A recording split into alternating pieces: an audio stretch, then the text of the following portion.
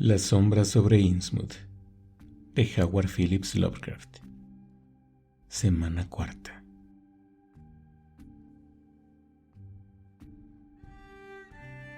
Es difícil describir el estado de ánimo que me embargó después de este episodio lastimoso, tan insensato y conmovedor como grotesco y terrorífico. El muchacho de la tienda de comestibles me había preparado de antemano. No obstante, la realidad me había dejado aturdido y confuso. Aunque era un relato pueril, la absurda seriedad y el horror del viejo Zadok me habían producido una alarma que venía a aumentar mi sentimiento de aversión hacia aquel pueblo que parecía envuelto por una sombra intangible. Ya reflexionaría más adelante sobre aquella historia, para ver lo que tenía de cierto. Por el momento deseaba no pensar más en ello. Se me estaba echando el tiempo encima de manera peligrosa. Eran las 7:15 en mi reloj, y el autobús para Arkham salía de la plaza a las 8, así que traté de orientar mis pensamientos hacia lo práctico, y caminé a toda prisa por las calles miserables y desiertas, en busca del hotel donde había consignado mi maleta, delante del cual tomaría mi autobús. La luz dorada del atardecer comunicaba a los decrépitos tejados y chimeneas cierto encanto místico y sereno. No obstante, me sentía receloso. Instintivamente caminaba hacia atrás con disimulo. Pensaba con alivio en verme lejos del maloliente pueblo de Innsmouth, y ojalá hubiese otro vehículo que no fuera el del siniestro Sargent. Sin embargo, no quería correr. A cada paso surgían detalles arquitectónicos que valían la pena contemplar. Además, tenía tiempo de sobra. Estudié el plano del dependiente de la tienda y me metí por Marsh Street, que no conocía, para salir por Town Square. Cerca de la esquina de Fall Street, empecé a ver grupos esporádicos de gentes furtivas que hablaban en voz baja. Al llegar por fin a la plaza, vi que casi todos los haraganes se habían congregado alrededor de la puerta de Gilman House. Parecía como si aquella infinidad de ojos saltones e inmóviles estuvieran fijos en mí, mientras pedía mi maleta en el vestíbulo. Interiormente hacía votos porque no me tocara de compañero de viaje ninguno de aquellos tipos desagradables. Un poco antes de las 8, apareció petardeando el autobús con 3 viajeros. Un individuo de aspecto equívoco, desde la acera, dijo unas palabras incomprensibles al conductor. Sargent bajó el saco de correo y un rollo de periódicos y entró en el hotel. Mientras, los viajeros, los mismos hombres a quienes había visto llegar a Newburyport aquella mañana, se encaminaron a la acera con su paso bamboleante y cambiaron con un ocioso algunas desmayadas palabras guturales en una lengua que de ningún modo era inglés. Subí al coche vacío y ocupé el mismo asiento que al venir, pero no hice más que sentarme cuando reapareció Sargent y empezó a hablarme con un repugnante acento gutural. Al parecer estaba yo de mala suerte. El motor no iba bien. Había podido llegar a Innsmouth, pero era imposible continuar el viaje hasta Arkham. No, era imposible repararlo esta misma noche. Tampoco había otro medio de transporte. Sargent lo sentía mucho, pero yo tenía que parar en el Gilman.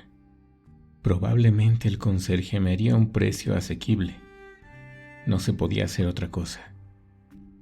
Casi anonadado por este contratiempo imprevisto y realmente atemorizado ante la idea de pasar allí la noche, dejé el autobús y volví a entrar en el vestíbulo del hotel, donde el conserje de turno de noche, un tipo hosco y de raro aspecto, me dijo que en el penúltimo piso tenía una habitación, la 428, que era grande aunque sin agua corriente, y que costaba $1 la noche.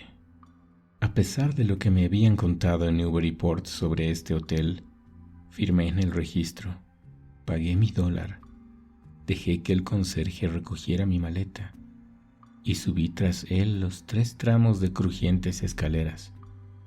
Finalmente recorrimos un pasillo polvoriento y desierto y llegamos a mi habitación. Era un lúgubre cuartucho trasero con 2 ventanas y un mobiliario barato y gastado. Las ventanas daban a un patio oscuro, cerrado entre 2 bajos edificios abandonados, y desde ellas podía contemplarse todo un panorama de tejados decrépitos que se extendía hacia poniente, hasta las marismas que rodeaban la población. Al final del pasillo había un cuarto de baño, reliquia deprimente que constaba de una taza de mármol, una bañera de estaño, una luz bastante floja, 4 paredes despintadas y numerosas tuberías de plomo. Como aún era de día, bajé a la plaza a ver si podía cenar, y una vez más observé que los ociosos me miraban de manera especial. La tienda de comestibles estaba cerrada, así que no tuve más remedio que entrar en el restaurante. Me atendieron un hombre de cabeza estrecha y ojos inmóviles, y una moza de nariz aplastada y unas manos increíblemente vastas y desmañadas. Como no había mesas, tuve que cenar en el mostrador, lo que me permitió comprobar que, afortunadamente, casi toda la comida era de lata. Tuve bastante con un tazón de sopa de verduras y regresé enseguida a la fría habitación del Gilman. Al entrar tomé el periódico de la tarde y una revista llena de cagadas de mosca que había en un estante desvencijado junto al pupitre del conserje. Cayó el crepúsculo y se hizo de noche. Encendí la única luz, una bombilla mortecina que colgaba sobre la cama de hierro, y continué como pude la lectura que había comenzado. Me pareció conveniente mantener la imaginación ocupada en cosas saludables. No quería darle más vueltas a las cosas raras que pasaban en aquel pueblo sombrío, al menos mientras estuviese dentro de sus límites. La descabellada patraña que le había oído el viejo bebedor no me auguraba sueños muy agradables. Me daba cuenta que debía apartar de mí la imagen de sus ojos aguanosos y enloquecidos. Tampoco debía pensar en lo que el inspector de Hacienda había contado al empleado de la estación de Newburyport sobre Gilman House y sobre las voces de sus huéspedes nocturnos. Asimismo era menester apartar de mi imaginación el rostro que había vislumbrado bajo una tiara en la negra entrada de la cripta, porque en verdad pensar en él me causaba una impresión de lo más desagradable. Quizá me hubiera resultado más sencillo desechar todas esas inquietudes si mi habitación no hubiese sido un lugar tremendamente lúgubre, además del hedor a pescado que era general en todo el pueblo. Reinaba allí dentro una atmósfera de humedad estancada, lo que me sugería inevitablemente emanaciones de putrefacción y de muerte. Otra cosa que me inquietaba era que la puerta de mi habitación carecía de cerrojo. Se veía claramente que lo había tenido, y a juzgar por las señales, lo habían debido quitar recientemente. Sin duda se había estropeado, como tantas otras cosas de este cochambroso edificio. En mi nerviosismo rebusqué por allí y encontré un cerrojo en el armario que me pareció igual al que había tenido la puerta. Nada más que para tranquilizar esa tensión de nervios que me dominaba, me dediqué a colocarlo yo mismo con la ayuda de una navaja que siempre llevo conmigo. El cerrojo encajaba perfectamente. Me sentí aliviado al ver que quedaría bien cerrado cuando me fuera a acostar. No es que yo lo estimara realmente necesario, pero cualquier cosa que contribuyera a mi seguridad me ayudaría también a descansar. Las 2 puertas laterales que comunicaban con las habitaciones contiguas tenían su correspondiente cerrojo y pude comprobar que estaban pasados. No me desnudé, decidí estar leyendo hasta que me entrase el sueño. Entonces me quitaría la chaqueta, el cuello, los zapatos y me echaría a dormir un poco. Saqué la linterna de la maleta y la metí en el bolsillo del pantalón con el fin de poder consultar el reloj si me despertaba a medianoche. Pasó algún tiempo y el sueño no me venía. Cuando me paré a analizar mis pensamientos, me di cuenta de que inconscientemente estaba tenso, alerta, con el oído atento, a la espera de algún sonido que me produciría un miedo infinito, aún sin saber por qué. El relato del inspector debió de influir en mi imaginación más de lo que yo suponía. Traté de reanudar la lectura, pero no lo conseguí. Llevaba un rato así, cuando me pareció oír que crujían los escalones y los pasillos, como si alguien caminase con sigilo. Me dije que seguramente los demás huéspedes empezaban a ocupar sus habitaciones. No se oían voces. Con todo me dio la impresión de que en aquellos ruidos había un no sé qué furtivo. Aquello no me gustó y empecé a pensar si no sería mejor pasar la noche en vela. Los tipos de aquel pueblo eran sospechosos por demás y era indudable que habían ocurrido varias desapariciones. ¿Me encontraba en una posada de esas donde se asesina a los viajeros para robarles? Desde luego, yo no tenía aspecto de nadar en la abundancia. ¿O acaso la gente del pueblo odiaba hasta el extremo a los visitantes curiosos? ¿Les había molestado mi curiosidad? Porque evidentemente me habían visto recorrer plano en mano los barrios más característicos de la localidad. Pero de pronto pensé que muy asustado tenía que hallarme para que unos pocos crujidos casuales me pusieran en ese estado de excitación. De todos modos, sentí no tener un arma a mano. Finalmente, vencido por un agotamiento que nada tenía que ver con el sueño, eché el recién instalado cerrojo, apagué la luz y me tumbé en la cama sin despojarme de la chaqueta, ni el cuello, ni de los zapatos. La oscuridad parecía amplificar todos los ruidos menudos de la noche. Me invadió un sinfín de pensamientos desagradables. Lamenté haber apagado la luz, pero me sentía demasiado cansado para levantarme y volverla a encender. Luego, después de un largo rato, y tras una serie de crujidos claros y distintos que procedían de la escalera y del corredor, oí un roce suave e inconfundible, en el que se concentraron instantáneamente todas mis aprensiones. Ya no cabía duda. Con cautela, de una manera furtiva y a tientas, estaban tratando de abrir con una llave la cerradura de mi puerta. La sensación de peligro que me invadió en ese momento no fue demasiado turbadora, quizá por los vagos temores que venía experimentando. De modo instintivo, aunque sin una causa definida, me hallaba en guardia, lo que suponía en cierto modo una ventaja para enfrentarme con la prueba real que me aguardaba. Con todo, la concreción de mis vagas conjeturas en una amenaza real e inmediata constituyó para mí una profunda conmoción. Ni por un momento se me ocurrió de que aquel que estaba manipulando en la cerradura de mi cuarto se podría haber equivocado. Desde el primer instante sentí que se trataba de alguien con malas intenciones, así que me quedé quieto, callado, como un muerto, en espera de los acontecimientos. Al cabo de un rato cesó el apagado forcejeo y oí que entraban en una habitación contigua a la mía. Luego intentaron abrir la cerradura de la puerta que comunicaba con mi cuarto. Como es natural, el cerrojo aguantó firme y el suelo crujió al marcharse el intruso. Poco después se oyó otro chirrido apagado. Estaban abriendo la habitación contigua y a continuación probaron a abrir la otra puerta de comunicación que también tenía echado el cerrojo.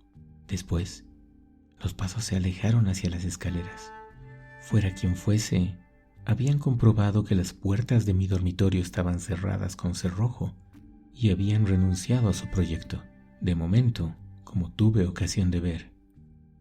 La presteza con que concebí un plan de acción demuestra que subconscientemente me estaba temiendo alguna amenaza y que durante horas enteras había estado maquinando, sin darme cuenta, las posibilidades de escapar. Desde el principio comprendí que el desconocido que había intentado abrir representaba un peligro con el que no debía enfrentarme, sino huir cuanto antes. Tenía que salir del hotel lo más pronto posible y desde luego no debía emplear la escalera ni el pasillo. Me levanté sin hacer ruido. Enfoqué la llave de la luz con mi linterna. Mi intención era coger algunas cosas de la maleta, echármelas en el bolsillo y huir con las manos libres. Le di al interruptor, pero no sucedió nada. Habían cortado la corriente. Estaba claro que el misterioso ataque había sido preparado con todo detalle, aunque ignoraba con qué finalidad. Mientras reflexionaba, sin quitar la mano del interruptor, oí un apagado crujido en el piso de abajo. Me pareció distinguir un rumor como una conversación, pero un momento después pensé que me había confundido. Se trataba sin duda alguna de unos gruñidos roncos y graznidos mal articulados, cosa que guardaba muy poca relación con cualquier lenguaje humano conocido. Luego pensé con renovada insistencia en lo que el inspector de Hacienda había oído una noche en este mismo edificio ruinoso y pestilente. Con ayuda de la linterna tomé lo que necesitaba de mi maleta. Me lo metí todo en los bolsillos. Me puse el sombrero y me acerqué de puntillas a la ventana para calcular las posibilidades de mi descenso. A pesar de las reglas de seguridad establecidas por la ley, no había escalera de incendios en este lado del hotel y mis ventanas correspondían al cuarto piso. Como he dicho, daban a un patio lóbrego y encajonado entre dos edificios, ambos con sus tejados inclinados que alcanzaban hasta el cuarto piso. Sin embargo, no podía saltar a ninguno de los dos desde mis ventanas, sino desde dos habitaciones más allá, a uno o a otro lado. Inmediatamente me puse a calcular las probabilidades de llegar a cualquiera de ellas. Decidí no arriesgarme a salir al pasillo, donde mis pasos serían oídos sin duda alguna, y donde me tropezaría con dificultades insuperables para entrar en la habitación elegida. Únicamente podría tener acceso a través de las puertas laterales, menos sólidas. Tendría que forzar las cerraduras y los cerrojos arremetiendo con el hombro, caso de encontrarlas cerradas por el otro lado. Me pareció que era lo más factible, porque las puertas no tenían aspecto de resistir mucho, pero no podía hacerlo sin ruido. Tendría que contar con la rapidez y la posibilidad de llegar a la ventana antes de que cualesquiera fuerzas hostiles tuvieran tiempo de abrir la puerta correspondiente al pasillo. Reforcé la de mi propia habitación, apuntalándola con la mesa de escritorio, que arrastré cautelosamente para hacer el menor ruido posible. Me daba cuenta de que mis posibilidades eran muy escasas, pero estaba enteramente dispuesto a afrontar cualquier eventualidad. Aun cuando lograse escapar al otro tejado, no habría resuelto el problema por completo, porque me quedaría aún la tarea de llegar al suelo y escapar del pueblo. A mi favor estaban la desolación y la ruina de los edificios vecinos y el gran número de claraboyas que se abrían en sus tejados. Consulté el plano del muchacho de la tienda. La mejor dirección para salir del pueblo era hacia el sur, así que miré primero a la puerta de comunicación correspondiente. Se abría hacia mí. Por lo tanto, después de descorrer el cerrojo y comprobar que la puerta no se abría, consideré que me iba a ser muy difícil forzarla. Por consiguiente, abandoné esa dirección y corrí la cama contra la puerta para impedir cualquier ataque desde esta habitación. La otra puerta se abría hacia el otro lado. Este debía ser mi camino, a pesar de comprobar que estaba cerrado con llave y que tenía un cerrojo echado por el otro lado. Si podía llegar al tejado del edificio de ese lado, que correspondía a Payne Street, y conseguía bajar al suelo, quizás pudiese cruzar el patio en 4 saltos y atravesar uno de los 2 edificios para salir a Washington Street o Bates Street. También podía saltar directamente a Payne Street, dar un rodeo hacia el sur y meterme por Washington Street. En cualquier caso, tenía que dirigirme a Washington Street como fuese y huir de los alrededores de Town Square. Sería preferible evitar Payne Street, ya que el parque de bomberos podía estar abierto toda la noche. Mientras meditaba todo esto, contemplé la inmensa marea de los tejados ruinosos que se extendía bajo la luz de la luna. A la derecha, la negra herida de la garganta del río hendía el panorama. Las fábricas abandonadas y la estación del ferrocarril se aferraban como lapas a un lado y a otro. Detrás se veía las vías herrumbrosas y la carretera de Rowley que atravesaba la llanura pantanosa, punteada de montículos cubiertos de seca maleza. A la izquierda, en un área más cercana y cruzada por numerosas corrientes de agua salitrosa, la estrecha carretera de Ipswich brillaba con el blanco reflejo de la luna. Desde la ventana del hotel no alcanzaba a ver la carretera que iba hacia el sur, hacia Arkham, donde pensaba dirigirme. Estaba reflexionando, hecho un mar de dudas, sobre el momento más oportuno para poner en práctica este plan, cuando percibí abajo unos ruidos indefinidos, a los que siguió inmediatamente un crujido pesado en las escaleras. Irrumpió el breve parpadeo de una luz por el montante de la puerta, y el entarimado del corredor comenzó a gemir bajo un peso considerable. Oí unos ruidos guturales, puede que de origen humano, y finalmente sonaron unos fuertes golpes en mi puerta. Por un momento me limité a contener la respiración y a esperar. Me pareció que transcurría una eternidad, y de repente el olor a pescado comenzó a hacerse más penetrante. Después se repitieron las llamadas con insistencia, más impacientes cada vez. Comprendí que había llegado el momento de actuar. Descorrí el cerrojo de la puerta lateral y me dispuse a cargar contra ella para abrirla. Los golpes eran cada vez más fuertes. Tal vez disimularían el ruido que iba a hacer yo.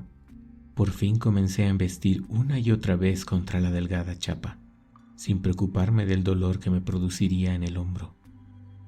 La puerta resistió más de lo que yo había calculado, pero continué en mi empeño. Mientras tanto, el alboroto del pasillo iba en aumento delante de mi puerta. Finalmente cedió la puerta contra la que estaba cargando, pero con tal estrépito que los de afuera tuvieron que oírlo.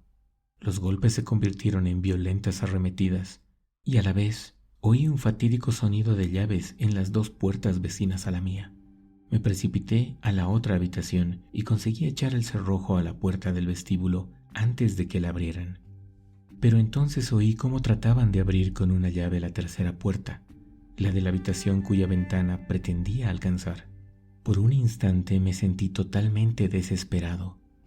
Me iban a atrapar en una habitación cuya ventana no me ofrecía salida posible. Una oleada de horror me invadió al descubrir, a la luz de mi linterna, las huellas que habían dejado en el polvo del suelo los intrusos que habían tratado de forzar la puerta lateral.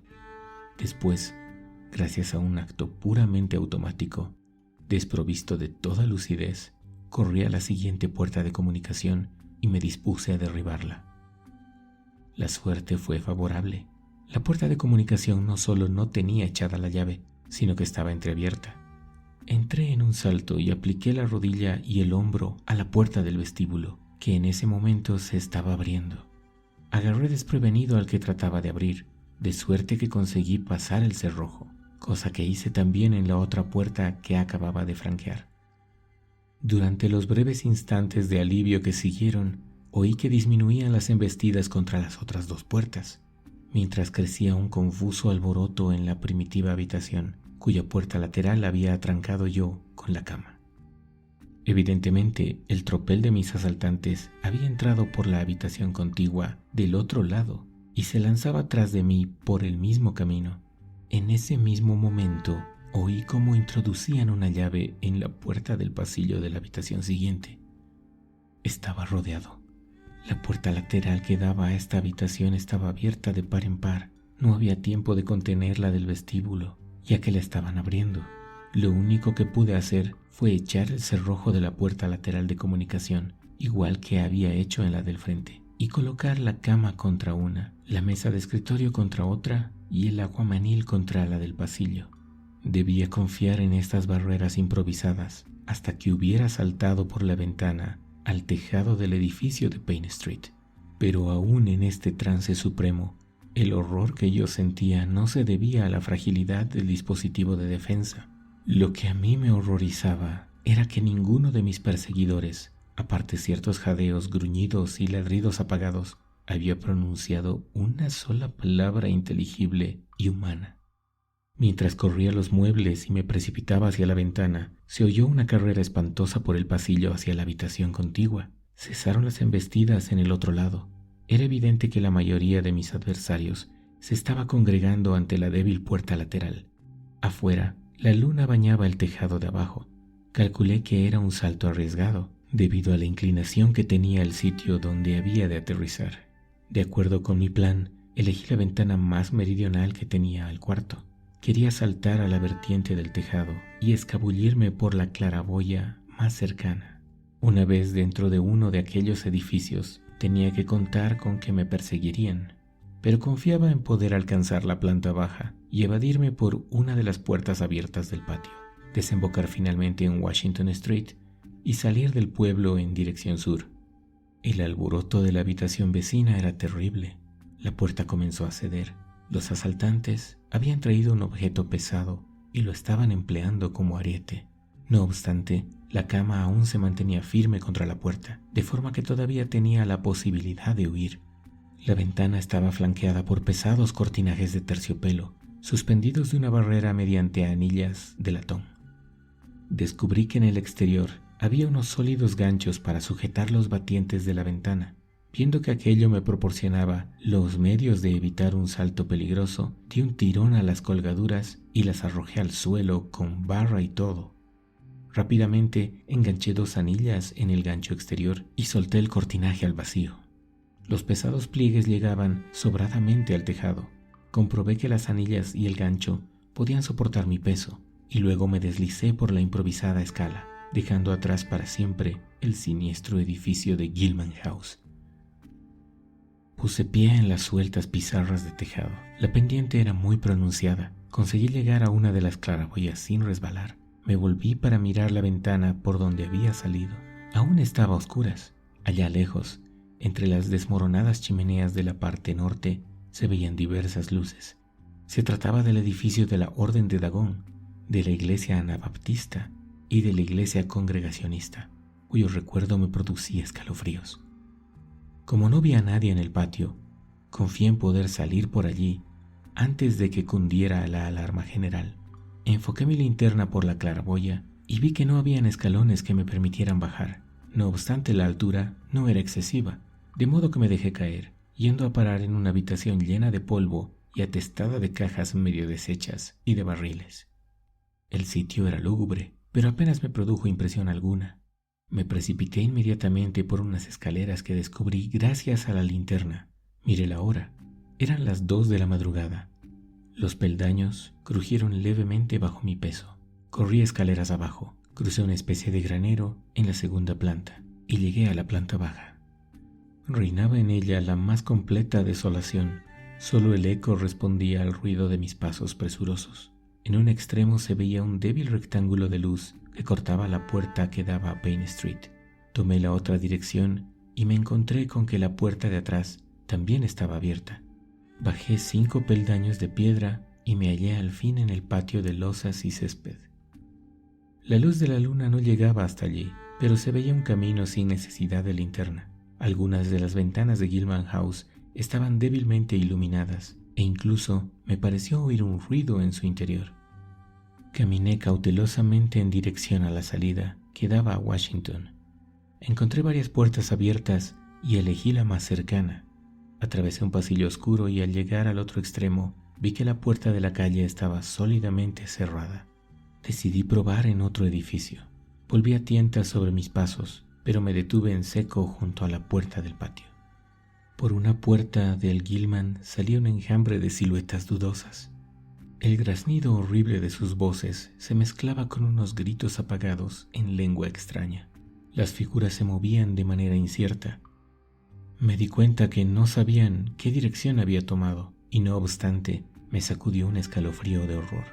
No se distinguían bien sus figuras, pero su andar, encogido y bamboleante, me producía una inexplicable repugnancia. Lo más desagradable era la figura extraña coronada con su tiara, ya familiar para mí, que avanzaba al frente de la comitiva. Al ver cómo aquellas figuras se desplegaban por todo el patio, mis temores aumentaron, y si no encontrara ninguna salida a la calle, el olor a pescado se hizo tan intenso que dudé si sería capaz de soportarlo sin desmayarme. Nuevamente me metí a tientas, en busca de una salida. Abrí una puerta y entré en una habitación vacía. Las ventanas estaban cerradas, pero carecían de falleba. Alumbrándome con la linterna, pude abrir las contraventanas. Un momento después salté al exterior y cerré cuidadosamente la ventana, dejándola como la había encontrado. Estaba, pues, en Washington Street. Por el momento no se veía un alma, ni había más luz que la luz de la luna. Sin embargo, a lo lejos y en distintas direcciones se oían roncos gruñidos, carreras precipitadas y una especie de pataleo que no era exactamente un ruido de pasos. No tenía tiempo que perder. Sabría orientarme en la oscuridad, de modo que casi agradecí que estuvieran apagadas las luces de las calles, como es costumbre en las poblaciones rurales atrasadas. Algunos ruidos provenían del sur, no obstante, persistí en mi deseo de escapar en esa dirección. Sabía que encontraría gran número de portales desiertos donde podía refugiarme, caso de tropezarme con alguien. Caminaba deprisa, con cautela, pegado a las fachadas ruinosas. Aunque iba desalineado por culpa de mi fuga precipitada, nada había en mí que llamara especialmente la atención. Tal vez pudiera pasar desapercibido si me cruzaba con algún transeúnte. En Bates Street me metí a un portal abierto y aguardé a que cruzaran dos individuos bamboleantes que venían en dirección contraria. Volví a salir enseguida y proseguí mi camino. Me acercaba a la plaza donde Elliott Street y Washington Street se cruzaban oblicuamente. Aunque este barrio me era desconocido, me pareció peligroso a juzgar por el plano del muchacho de la tienda. La luna daría de lleno en la plaza, pero era inútil intentar evitarla. Cualquier otra dirección supondría una serie de rodeos que me harían perder mucho tiempo y supondrían más ocasiones de que me vieran. Lo único que me cabía hacer era cruzar por las buenas, imitando lo mejor posible el andar bamboleante, característico de aquella gente, y esperar que nadie se fijara en mí. No tenía idea de cómo habían organizado exactamente la persecución, ni qué motivos tenían para perseguirme. En el pueblo parecía haber una agitación insólita, aunque estaba convencido de que todavía no se había propagado la noticia de mi huida del Gilman. Naturalmente, tenía que desviarme enseguida de Washington Street y tomar alguna otra calle en dirección sur. El grupo que había salido del hotel en mi persecución venía sin duda tras de mí. Probablemente había dejado huellas en el polvo de la última casa, y no le resultaría difícil averiguar por dónde había logrado salir a la calle. La plaza estaba tal como yo temía, plenamente iluminada por la luna. En su centro se alzaban los restos de un parque rodeado de una verja de hierro.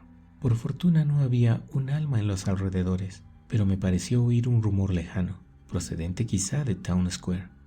South Street era una calle amplia que conducía hacia el puerto, cuesta abajo. Desde ella se dominaba una gran perspectiva del mar. Deseé fervientemente que no hubiera nadie mirando hacia la calzada mientras la atravesaba bajo el resplandor de la luna. Avancé sin obstáculo. No me oía ningún ruido alarmante. Al final de la calle, la superficie del agua reverberaba esplendorosa bajo la brillante luz de la luna, y al contemplarla, sentí un sobresalto de terror. Allá, muy lejos del espigón, se alzaba la confusa silueta del arrecife del diablo, e involuntariamente me vinieron a la imaginación las terribles historias que me había contado el viejo Zadok, según las cuales esta roca desgarrada daba acceso a regiones desconocidas, preñadas de horrores y monstruos inconcebibles. De improviso botaron unos destellos intermitentes en el lejano arrecife. Eran claros y distintos, y despertaron en mí un pánico cerval. Mis músculos se tensaron a punto de dispararse en alocada fuga, contenidos tan solo por una especie de fascinación semi-hipnótica.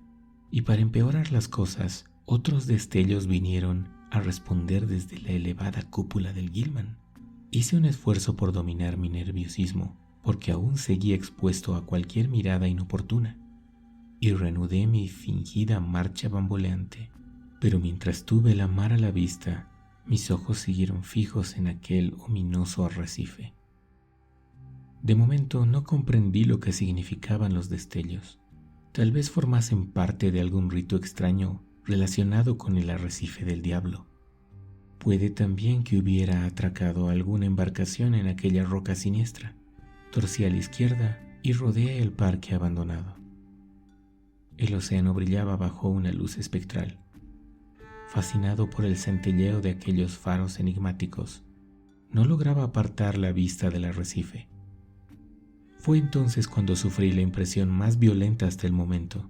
Fue tal mi horror que, olvidándome del riesgo que suponía, me lancé frenéticamente a la carrera por la calle negra y vacía, flanqueada de portales desiertos y ventanas sin cristales. Bajo la luz de la luna había divisado en las aguas miles y miles de formas que nadaban en dirección al pueblo. Incluso podía decir, a pesar de la distancia, que aquellas cabezas y aquellos brazos que se agitaban entre las olas eran tan deformes y anormales que no encuentro palabras para describirlos. Mi carrera terminó antes de llegar a la primera esquina, porque en ese momento oí a mi izquierda el rumor inequívoco de una persecución en toda regla, pasos enérgicos, gritos guturales, ruido de motores. En el acto tuve que cambiar todos mis planes. Me habían cortado la carretera sur, de modo que debía buscar otra salida de Innsmouth. Paré y me refugié en un portal abierto. Después de todo, había tenido la suerte de salir de la zona iluminada por la luna antes de que mis perseguidores aparecieran por la esquina. La segunda reflexión que me hice fue menos tranquilizadora. Puesto que la persecución se llevaba a cabo por otra calle, era evidente que no me seguían los pasos. No sabían dónde me encontraba, pero no cabía duda de que su conducta obedecía a un plan general encaminado a cortarme la salida.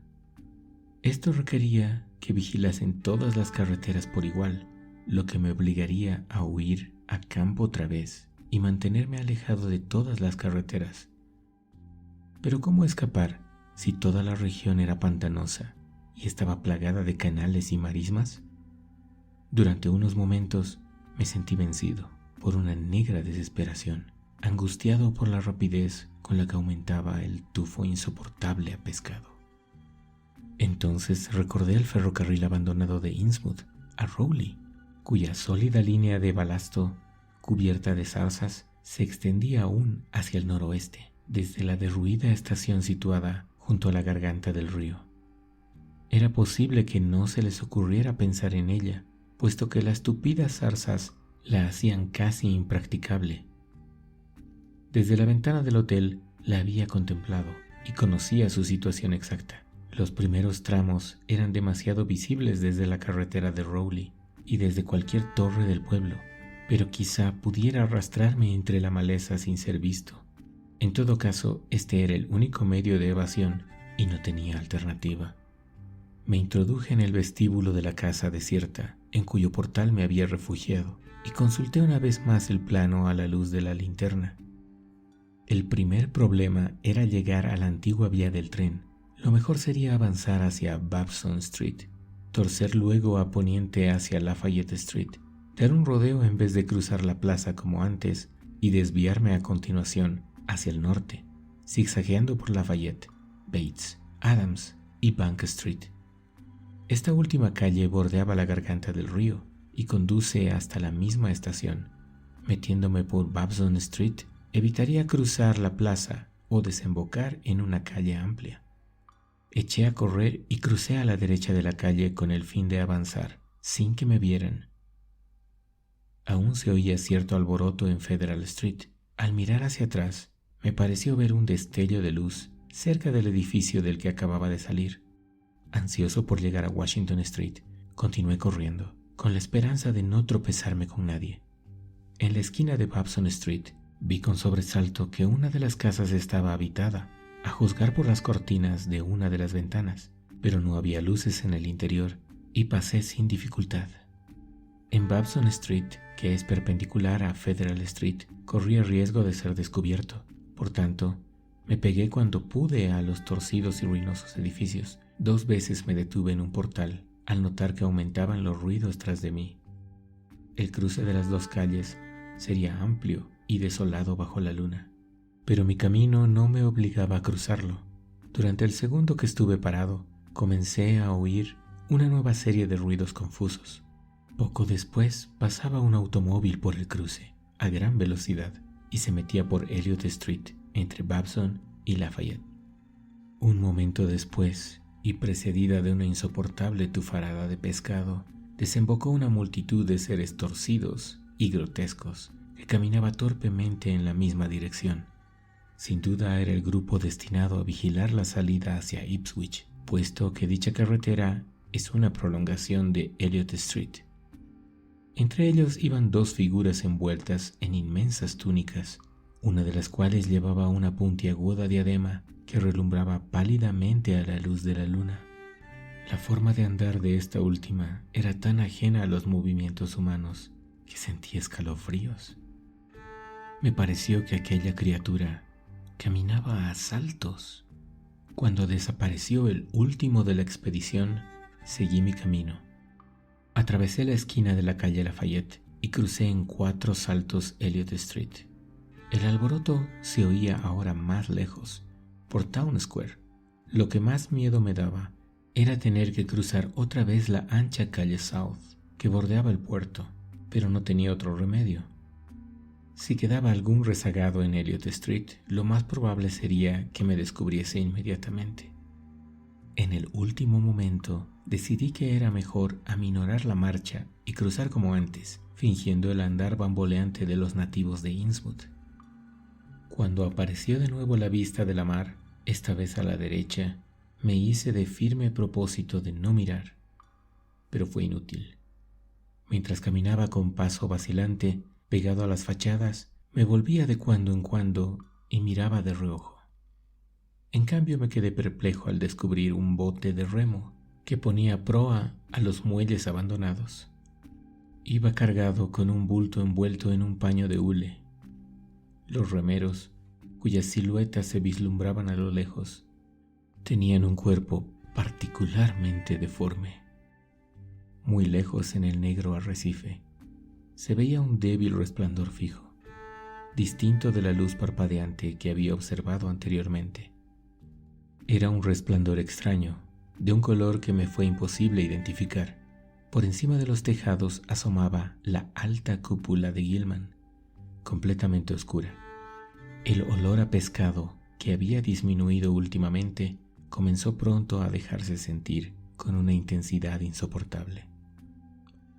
No había acabado de cruzar la calle cuando vi que a lo largo de Washington Street avanzaba un grupo procedente del Distrito Norte.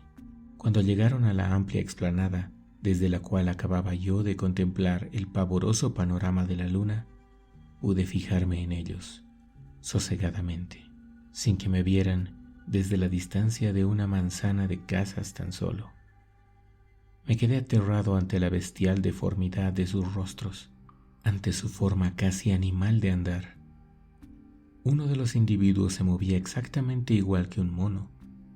Sus largos brazos rozaban el suelo de cuando en cuando. Otro, envuelto en extraños ropajes y tocado con una tiara, avanzaba a saltos. Me pareció el mismo grupo que había visto en el patio de Gilman House. Era, pues, la patrulla que seguía de cerca mis pasos. Algunos se volvieron en dirección mía y yo me sentí traspasado de terror. Con un esfuerzo supremo, seguí la marcha bamboleante que había adoptado. Todavía ignoro si me vieron o no. Si me vieron, mi estratagema debió dar resultado, porque cruzaron la explanada sin cambiar de dirección y sin dejar de gruñir y farfullar en una jerga gutural y repulsiva, absolutamente incomprensible. Una vez protegido por las sombras, seguí corriendo como antes y dejé atrás las casas ruinosas y fantasmales de aquel barrio desolado. Después crucé a la otra acera, doblé la esquina siguiente y me metí por Bates Street, pegado a los edificios. Pasé por delante de 2 casas en cuyo interior había una luz. Una de ellas tenía abiertas las ventanas del piso superior, pero no me vio nadie. Al torcer por Adams Street, sentí cierta tranquilidad, aunque me quedé con susto repentino al ver salir a un hombre del portal oscuro y venir directamente hacia mí. pero iba demasiado bebido y ni siquiera me llegó a ver. De esta forma llegué sano y salvo a las lúgubres ruinas de los almacenes de Bank Street. Ni un alma se movía en la absoluta quietud de la calle, junto a la garganta del río. El ruido sordo del salto de agua ahogaba totalmente el rumor de mis pasos. Había una buena tirada hasta la estación derruida. Los muros de ladrillo de los almacenes me parecían aún más amenazadores que las fachadas que había dejado atrás. Finalmente llegué a los arcos de la antigua estación, o a lo que quedaba de ellos, y me fui directamente al extremo donde arrancaba la vía. Los raíles estaban oxidados y llenos de orín, aunque casi intactos. Más de la mitad de las traviesas estaban aún en buenas condiciones. Era muy difícil andar, y más correr. De todos modos procuré adoptar mi paso al terreno, hasta que logré caminar con cierta rapidez. Durante un trecho, la línea férrea se ceñía al borde del río para desembocar finalmente en un gran puente cubierto que cruzaba el precipicio a una altura de vértigo. El estado de este puente determinaría mi camino a seguir. Si era buenamente posible, lo cruzaría. Si no, tendría que aventurarme otra vez por las calles y buscar el puente más próximo, si aún era practicable. El viejo puente brillaba espectralmente a la luz de la luna. Las traviesas se encontraban en buen estado, al menos en el primer tramo. Encendí una linterna y entré. La nube de murciélagos despavoridos pasó por encima de mí y estuvo a punto de derribarme. A mitad de mi camino vi un peligroso vacío entre las traviesas. Por un momento pensé que no lo podría saltar. Finalmente me arriesgué. Di un salto desesperado y por fortuna caí bien al otro lado. Cuando salí de aquel túnel horrible, respiré con alivio. Los viejos raíles cruzaban River Street. Después describían una curva y se adentraban en la zona cada vez menos urbanizada, en la que a la vez disminuía también el nauseabundo olor a pescado que reinaba en todo Innsmouth. La gran profusión de matorrales y zarzas me obstaculizaban el paso y me desgarraban las ropas, aunque no por eso dejaba yo de agradecer su presencia, porque podían servirme de escondrijo en caso de peligro. No ignoraba que una buena parte de mi camino era visible desde la carretera de Rowley. Muy pronto empezó la región pantanosa. La vía la atravesaba sobre un terraplén de poca altura, cubierto de una maleza algo menos tupida. Luego venía una especie de isla de terreno firme, algo más elevado, y la línea la atravesaba encajonada en una zanja obstruida por arbustos y zarzas. Daba gusto caminar protegido por una zanja, teniendo en cuenta, sobre todo que, según había podido apreciar desde la ventana del Gilman, la línea férrea se hallaba en este punto peligrosamente próxima a la carretera de Rowley, la cual venía a cruzarla al final de la zanja para desviarse después y perderse de vista. Pero de momento debía actuar con prudencia. Antes de entrar en la zanja miré hacia atrás. Nadie me seguía. Los viejos campanarios y los tejados ruinosos de Innsmouth resplandecían grandiosos y etéreos bajo la mágica luz de la luna. Esta visión me hizo pensar en el aspecto que debió tener el pueblo antes de que la tenebrosa sombra se abatiera sobre él. Luego miré el campo y lo que vi me heló la sangre. Al principio me pareció observar cierto movimiento ondulante, allá lejos, hacia el sur. Era como si una muchedumbre interminable saliese del pueblo por la carretera de Ipswich. La distancia era considerable y no se distinguía con exactitud. Pero no me gustó nada aquella columna en movimiento. Ondeaba demasiado y relucía asombrosamente bajo la luna de poniente. Incluso me pareció oír ruidos y voces, pero el viento me impidió cerciorarme. Era algo así como un patear y crujir de bestias, peor aún que los gruñidos de las patrullas del pueblo. Por la cabeza me pasó toda clase de conjeturas desagradables. Pensé en aquellos seres aún más deformes que, según decía, se ocultaban en las casas miserables del puerto. También me vinieron a la imaginación los terribles nadadores que había vislumbrado confusamente en el agua. A juzgar por los grupos que había visto hasta el momento y los que con toda seguridad habían salido por las demás carreteras, el número de mis perseguidores debía ser inconcebible, sobre todo teniendo en cuenta que Innsmouth era un pueblo casi deshabitado.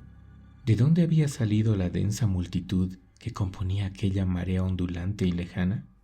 ¿Acaso los vetustos edificios supuestamente desiertos rebosaban efectivamente de una vida insospechada y secreta? ¿O es que había desembarcado una legión de seres extraños de aquel arrecife del infierno? ¿Quiénes eran? ¿Por qué estaban allí? ¿Serían las patrullas de las otras carreteras igualmente numerosas? Me interné en la maleza de la cortadura y pugnaba por abrirme camino con dificultad, cuando otra vez se extendió el abominable olor a pescado. ¿Había cambiado el viento repentinamente y venía ahora de la mar? Así debía de ser, en efecto, porque también empezaron a oírse horribles murmullos guturales en los parajes hasta entonces silenciosos. Y una cosa distinguí que me desagradó aún más, un ruido blando, como el de un animal que caminara a saltos por el suelo mojado. No sé por qué lo asocié con aquella ondulante columna que se movía en la carretera de Ipswich. No tardaron en aumentar los ruidos y el olor, de manera que me paré, mortalmente asustado, dando gracias al cielo de hallarme a cubierto en la zanja. Recordé que era en este punto donde la carretera de Rowley cruzaba la vía, antes de alejarse definitivamente. La horda se acercaba, así que me tumbé en el suelo y decidí esperar a que pasara y se perdiera a lo lejos.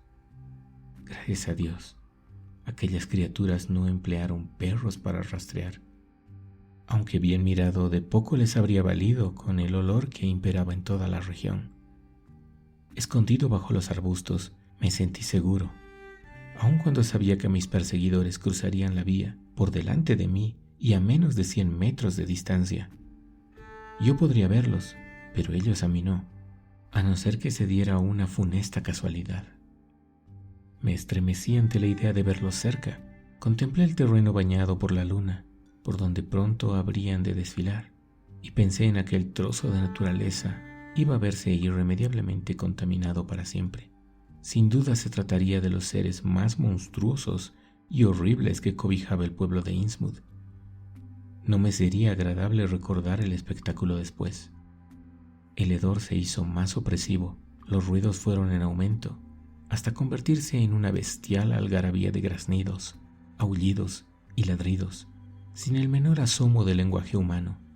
¿Eran esas realmente las voces de mis perseguidores o llevaban perros después de todo? Sin embargo, yo no había visto ningún animal de 4 patas en mis paseos por Innsmouth. El ruido de los cuerpos blandos y pesados se hizo mayor. Jamás me atrevería a mirar las monstruosas criaturas que lo producían mientras los oyese caminar o saltar por delante de mi escondite. Mientras aquellos seres horribles no se perdieran en la distancia, mantendría los ojos firmemente cerrados. La horda estaba ya muy cerca. El aire vibraba con roncos gruñidos. El suelo casi se estremecía al ritmo extraño de sus pisadas. Contuve la respiración y concentré todas mis fuerzas en mantener los párpados apretados. Ni siquiera hoy puedo afirmar si lo que sucedió a continuación fue una espantosa realidad o tan solo una pesadilla. Las ulteriores medidas represivas adoptadas por el gobierno a consecuencia de mis denuncias desesperadas permitirán suponer que, efectivamente, se trataba de una abominable realidad. Pero ¿no es posible también que retorne una alucinación en una atmósfera irreal e hipnótica como la que envolvía aquella ciudad poblada de espectros? Lugares como ese conservan propiedades extrañas, y tal vez sus tenebrosas tradiciones afecten a la mente de los hombres que se aventuran por sus calles desoladas y hediondas, sus techumbres vencidas y sus campanarios desmoronados. ¿Acaso no es posible que un germen de locura contagiosa aceche lo más profundo de Innsmouth como una maldición? ¿Quién sería capaz de saberlo con certeza después de haber oído la confesión de Zadok Allen? Por cierto que las autoridades del gobierno jamás encontraron al pobre Zadok, ni supieron explicar lo que había sido de él. ¿Dónde acaba la locura y empieza la realidad? ¿Es posible que incluso mi último temor no sea más que una engañosa ilusión? Pero voy a intentar describir lo que me pareció ver aquella noche, bajo la burlesca luz de la luna. El desfile de toda una corte de endriagos que en realidad o no apareció por la carretera de Rowley mientras permanecía agazapado entre las zarzas, porque como es natural, mi propósito de permanecer con los ojos cerrados fracasó rotundamente. Era ridículo proponerme una cosa así. ¿Cómo iba a estarme sin mirar, mientras una legión de seres deformes cruzaba a saltos torpes, aullando y croando a 100 metros escasos de donde me encontraba yo? Antes de que aparecieran, me creía preparado para afrontar lo peor. Yo había visto bastantes cosas desagradables en el término de un día, y no imaginaba que fuese posible que superasen en monstruosidad y deformidades a los que me habían perseguido por las calles. Logré mantener los ojos apretados hasta que el ronco clamor se hizo ensordecedor. Entonces no pude resistir más y abrí los ojos. Eso fue el fin. Desde entonces siento que mi equilibrio mental se ha roto para siempre y que he perdido toda confianza en la integridad de la naturaleza y el espíritu del hombre, ni dando crédito al extraño relato del viejo Zadok. En sus menores detalles habría podido imaginar la realidad demoníaca y blasfema que presencié. Intencionalmente estoy procurando soslayar el horror de describirla. Es posible que sobre este planeta se hayan engendrado tales abominaciones y que unos ojos humanos hayan visto en carne y hueso lo que hasta ahora pertenecía solamente al reino de la pesadilla y la locura. Y sin embargo lo vi. Era una manada interminable de seres inhumanos que avanzaban a brincos, graznando y balando bajo el reflejo espectral de la luna. Una zarabanda grotesca y maligna de delirante fantasía. Unos llevaban enormes tiaras doradas, otros iban ataviados con ropajes extraños. Había uno, el que iba en cabeza, que vestía una amplia levita que no conseguía disimular su enorme joroba y un pantalón a rayas. Un sombrero de fieltro coronaba el bulto deforme que hacía las veces de cabeza.